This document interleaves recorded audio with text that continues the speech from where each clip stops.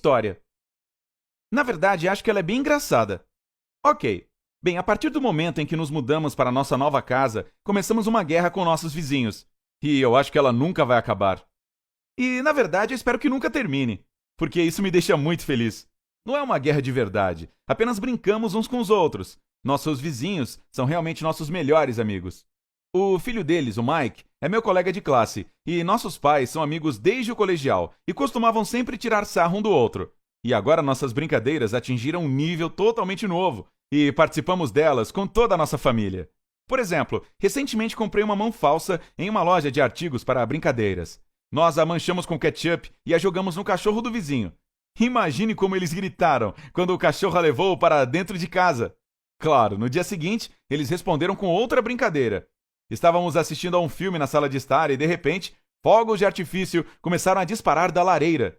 Ficamos apavorados e saímos de casa em pânico. E então, vimos o Mike e seus pais rindo de nós. Claro, era uma brincadeira. De alguma forma, eles jogaram os fogos de artifício em nossa chaminé com a ajuda de um drone.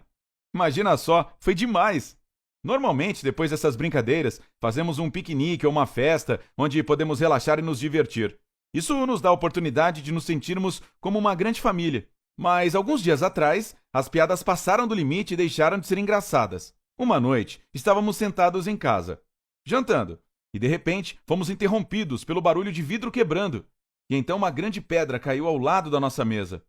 Por um segundo todos congelamos. O papai correu para a janela para ver quem poderia ser, mas parece que a pessoa conseguiu escapar ou se esconder. Vi que a pedra estava embrulhada em papel, então peguei e desdobrei esse presente. Havia um bilhete nele, dizia: "Estou cansado de suas piadas estúpidas. Mais uma e você vai se arrepender." Mas aquilo não fazia sentido. Não fizemos nada que valesse a pena quebrar uma janela. Não foi engraçado. Pegamos a pedra e fomos até os vizinhos. Mas quando perguntamos por que fizeram aquilo, eles negaram e disseram que não fizeram nada. Claro que não acreditamos neles. Estávamos acostumados com as brincadeiras e sempre suspeitávamos de um truque. Então naquele momento pensamos: ok, vocês pediram.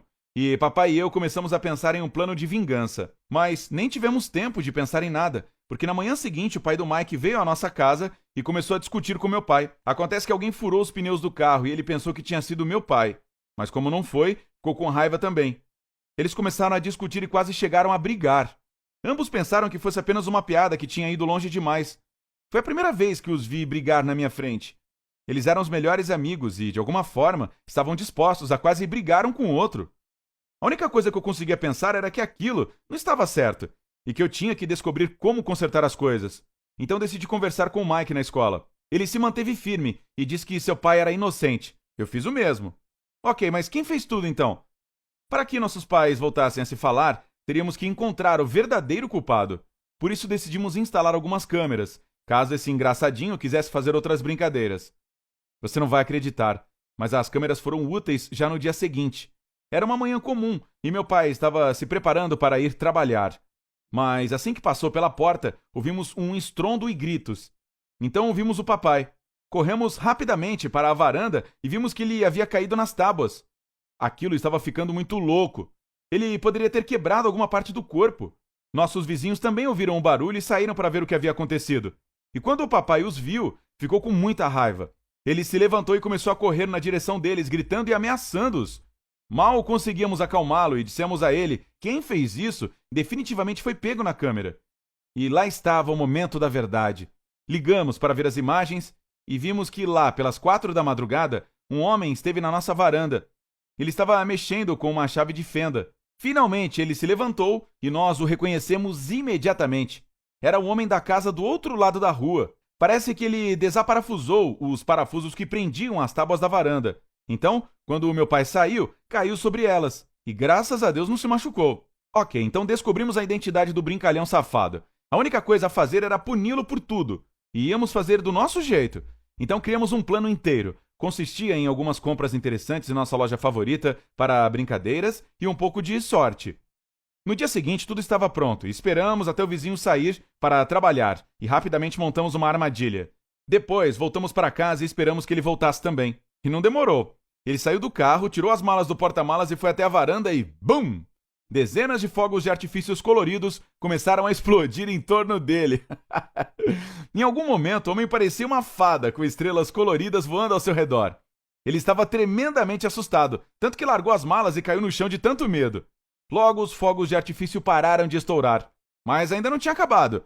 Nosso vizinho estava muito nervoso e percebeu que fomos nós que fizemos. Então correu até a nossa casa, gritando que iria chamar a polícia. Mas quando chegou na porta, caiu instantaneamente nas tábuas. Foi pego em sua própria armadilha.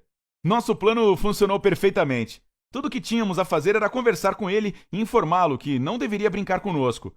Mas o inesperado aconteceu. Ele não conseguiu sair porque estava com a perna quebrada. Oh, meu Deus! Não queríamos que terminasse assim.